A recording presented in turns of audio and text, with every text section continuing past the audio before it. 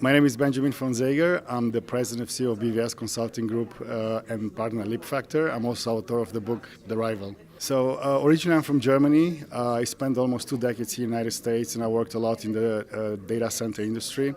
I built several data centers around the world and successfully sold a few companies to the biggest competitors.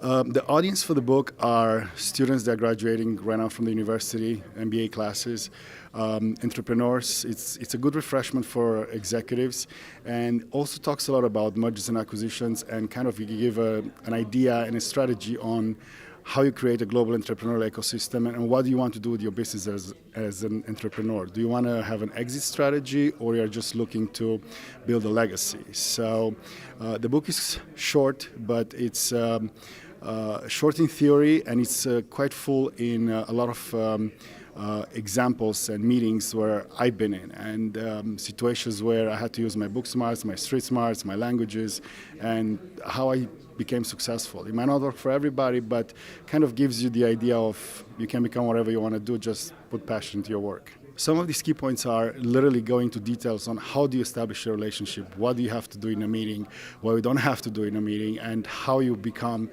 a lifetime entrepreneur. Because when you go into a meeting and you try to sell something to another company, if you try to do that, you're not going to be successful. If you go and are looking at establishing a relationship, I was successful in establishing those relationships that can last decades. So now I'm in a different position.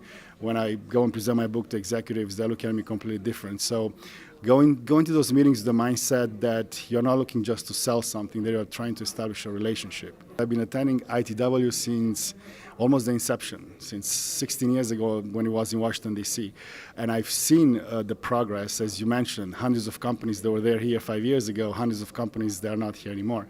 I think that the show is excellent. The show became extremely successful. I've seen the show in early 2000, 2002 when it wasn't so successful. Now you have over 6,000 attendees, and I believe it's a great way to network. I mean, alone, myself, yesterday, I had 10 meetings in a few hours.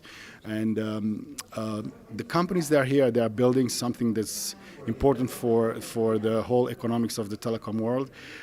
If they're not going to be around in the next 5 years, they'll still be part of a conglomerate. Somebody's going to buy them. So that's what I'm saying.